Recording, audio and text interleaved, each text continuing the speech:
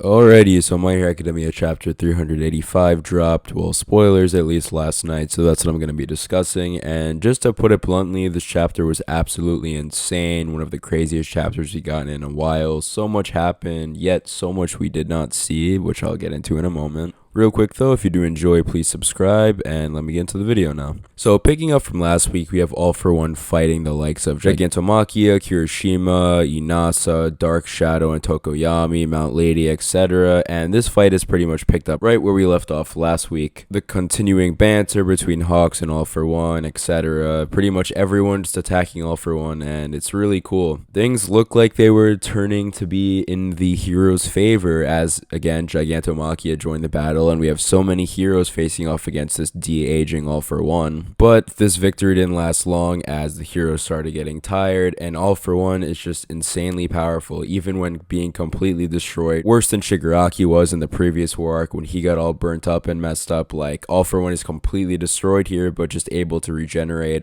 And as he slowly starts picking off the heroes, we have HAWKS jumping in the way of an attack to save Tokoyami, and then apologizing for just supporting, essentially. Mount Lady and Gigantomachia getting hit with attacks. Eventually, after the fight continues for a bit, we just get a black panel, and then it picks up right there with All For One lifting HAWKS by the neck. HAWKS has a blade through All For One of his feathers blades, but it doesn't seem to be doing much. With All For One holding HAWKS up by the neck, he talks about how he wants to steal Tokoyami's quirk, and that he's surprised HAWKS held out for as long as he did with his weakened quirk. After the previous war arc, of course, and then we see HAWKS' wings start to grow on All For One's back, pretty much just completely showing that All For One has stolen HAWKS' quirk here, and then he throws him aside. Before he can steal Tokoyami's quirk as well though, Mineta throws one of his pop-off balls at him and says if you steal that quirk, you'll just become an edgy weirdo like Tokoyami is, so a bit of a funny moment. All For One looks at him and just thinks of him as a weakling, like Jiro, in his eyes, and then he decides to just fly off, not waste any more time, and he talks to the press helicopters, kind of mocking them, saying, oh look, the heroes failed once again. So yeah, All For One just wipes out the heroes here, and my biggest issue is not what happened, but the fact that it just went black screen and then we see the aftermath. I was really enjoying this confrontation, the banter between HAWKS and All For One. We get a little more here with HAWKS saying, oh, it's not fair that when you're rewinding your body, you know, you get to keep all your quirks, you should be losing some of the ones you stole. So he's still just being quick-witted as always. But yeah, especially because Gigantomachia and Kirishima as well as Shinso kind of just showed up. I expected this to be a longer battle, and it might have been a decent amount of time, but again, it just goes to a black panel and we don't get to see a lot of it.